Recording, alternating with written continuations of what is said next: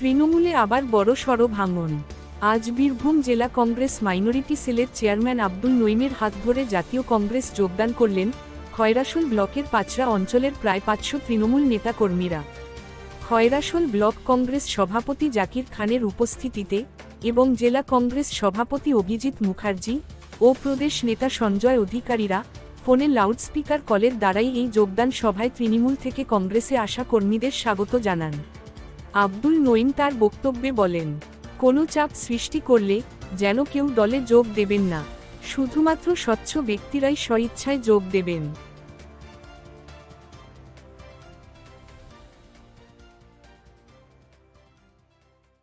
জেলা কংগ্রেসের সভাপতি এবং প্রাক্তন সাংসদ, এছাড়াও প্রাক্তন রাষ্ট্রপতি ভারতবর্ষের প্রণব পুত্র অভিজিৎ মুখার্জির নির্দেশ অনুসারে আমাদের এই জয়েনিং, এবং সঞ্জয় অধিকারী সাংগঠনিক সম্পাদক প্রদেশের তারও নির্দেশ অনুসারে এই জয়েনিং। দীর্ঘদিন ধরে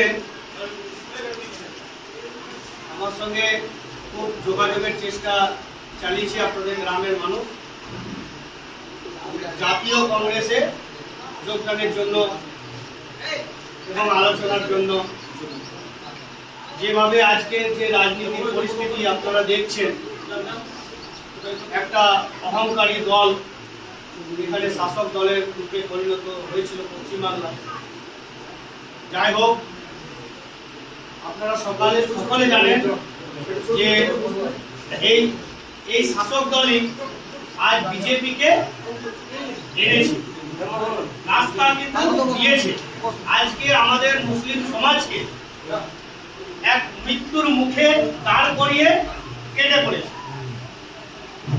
তো আপনারা জানেন, সিপিএম এর যখন সরকার ছিল, শিডিউল কাস্ট যারা বাউরি সমাজ, ডোম সমাজ যারা শিডিউল কাস্ট করে, তাদেরকে পুরো ব্যবহার করে এরকম মানে কাপড় কাচার মতন ছুঁড়ে ফেলে সাইড করে দিল। আবার নতুন সরকার হলো তৃণমূল আবার আমাদের মুসলিম সমাজকে ব্যবহার করে কাপড় কেচে নিচুড়ে চলে গেল।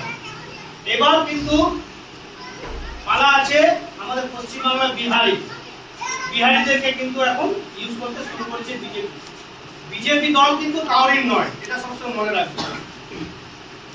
ওর নিজের দলের লোকেরও কিন্তু বাড়ি কিন্তু বুলডোজার চালাবে, এটা জানেন।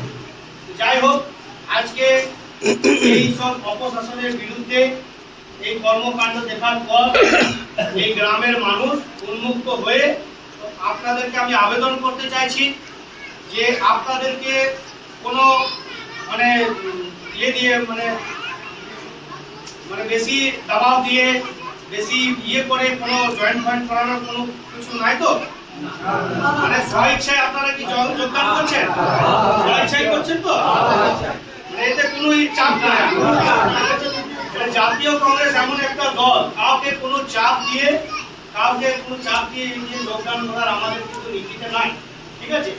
আর এবার যেহেতু এখন আমরা তো আর শাসক দলে নাই, আমরা দিল্লির কেন্দ্রেতেও নাই, আমরা পশ্চিমবাংলাতেও নাই, আমরা পঞ্চায়েতেও নাই, সব জিনিসে আমরা শূন্য আছি। শুধুমাত্র একটা সাংসদ আছে, ঈশা খান চৌধুরী, মালদা দক্ষিণ, ঠিক আছে?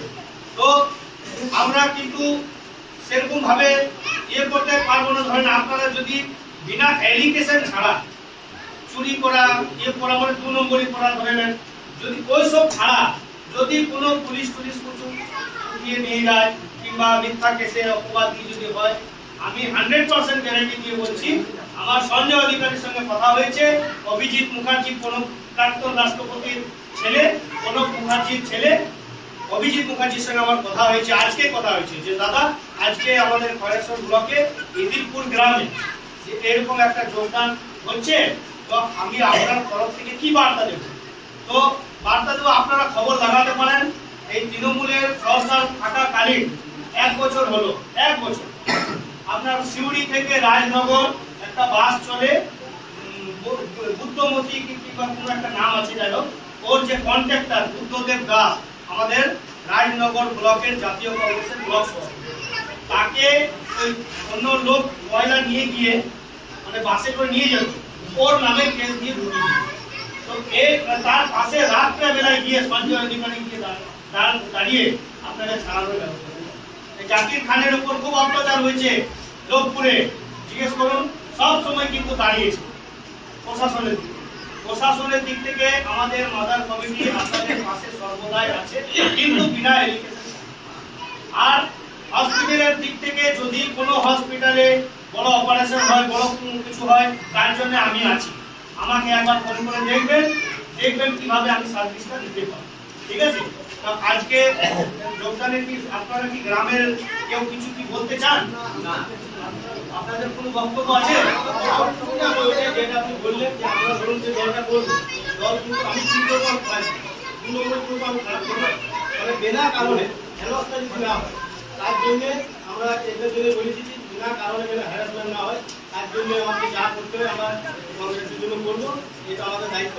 আর আমার গ্রামের যে যারা আমাদের কয়েকজন আমরা আছি, তাদেরকে উদ্যোগে যে যারা এসছে, হয়তো আপনাদের ছিল না, আমি জানিয়ে দিচ্ছি আমাদের কয়েকজন ব্লকের ব্লক সভাপতি জাকির হোসেন খান এবং আমাদের বীরভূম জেলার মাইনরিটি ইয়ে আছেন, আমাদের চেয়ারম্যান আছেন আব্দুল রহিম ভাই।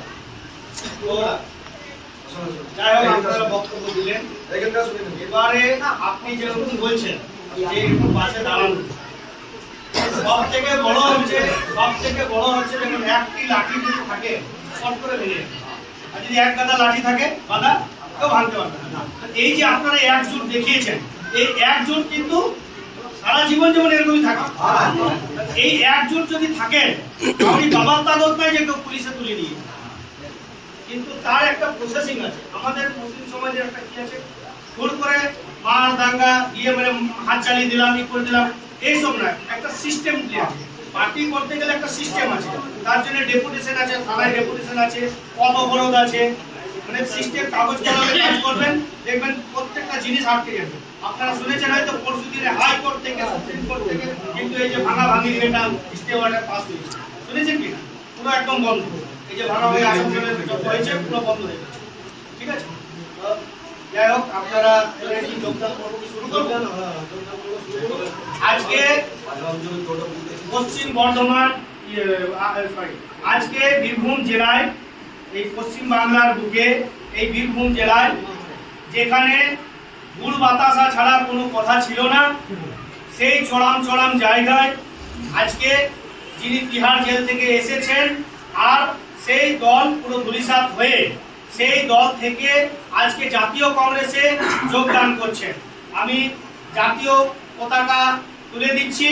আমার সামনে উপস্থিত আছেন খয়রাশোল ব্লকের কংগ্রেস জাতীয় কংগ্রেসের সভাপতি জাকির খান মহাশয়।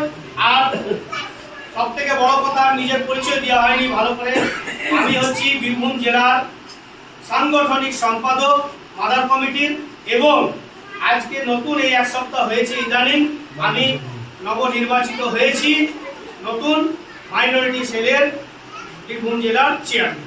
তো আমরা দুজন মিলে হাতে তুলে দিয়ে দিচ্ছি সবাই।